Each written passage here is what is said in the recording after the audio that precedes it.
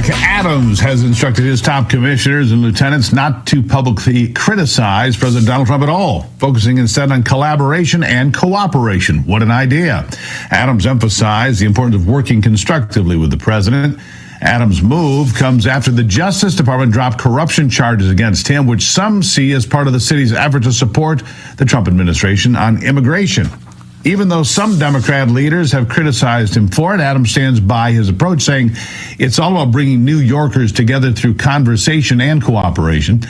Joining me now to discuss this is the Conservative Caucus President, Jim Pfaff. Jim, welcome back to the program. All right, so you know that these hotels are filled with illegals.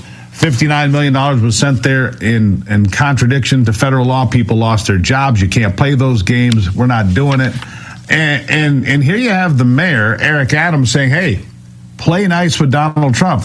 And it almost smells like maybe he'd like to be a Republican. What do you think, Jim?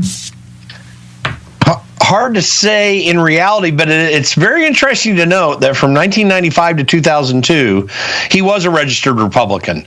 And that just makes one wonder what may be going on. But one way or the other, there's no doubt, whether he becomes a Republican or not, there's no doubt that Eric Adams knows that they tried to put the fix in on him.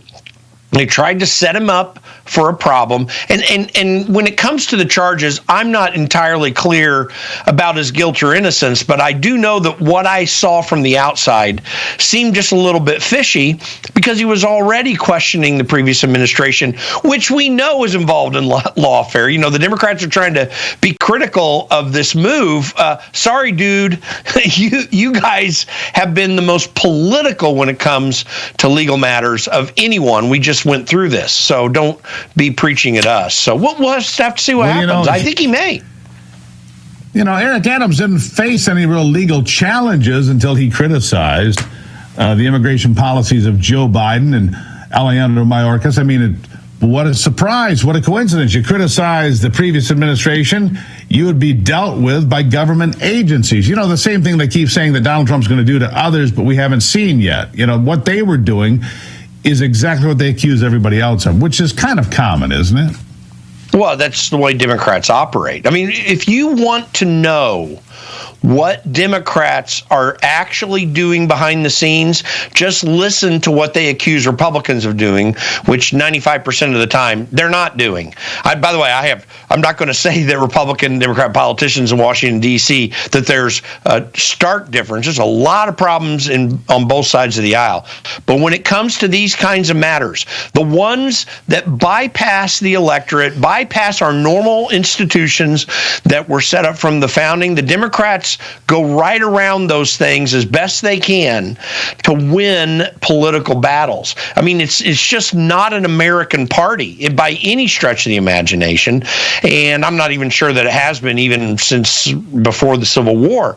And this is the kind of game that we play, and this is why we have the free society and free elections that we have, because we need to oppose these people, and we successfully did that this last November, and we need to keep on that path. Well, and clearly, if you go ask people who voted for Donald Trump, are you happy? They're ecstatic.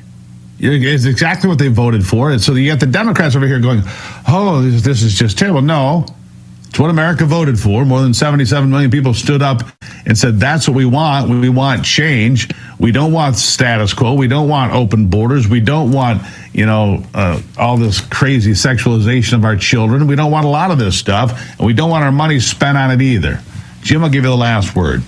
Sure, and you just had Mark Mitchell from Rasmussen reports on. I mean, the numbers show that more people than those who voted for Donald Trump are very supportive of what Donald Trump is doing. Listen, Democrats are working very hard to stand up for bureaucrats. I mean, that's literally what's happening in the Democrat Party right now. They do not stand for the American people. They haven't stood for the American people probably since JFK's time, although maybe a slight tiny bit of a reprieve during the Clinton administration on an issue or two. But the Democrat Party's not been an American party for a long, long time. The Republican Party, with all of its faults, and it has many, has remained an American party, at least trying to figure out how to meet the needs of real people. Donald Trump is the crescendo of that effort because he is someone who stands for the people. And you know, I think we have a lot of potential for the future now because of it. Yeah, Jim, you're right. We're just starting our 4th week. We only got 3 weeks in. Going pretty well so far, swimmingly, I'd say. Jim Pfaff, thank you. Now, thanks so much. Coming up after the break, President Trump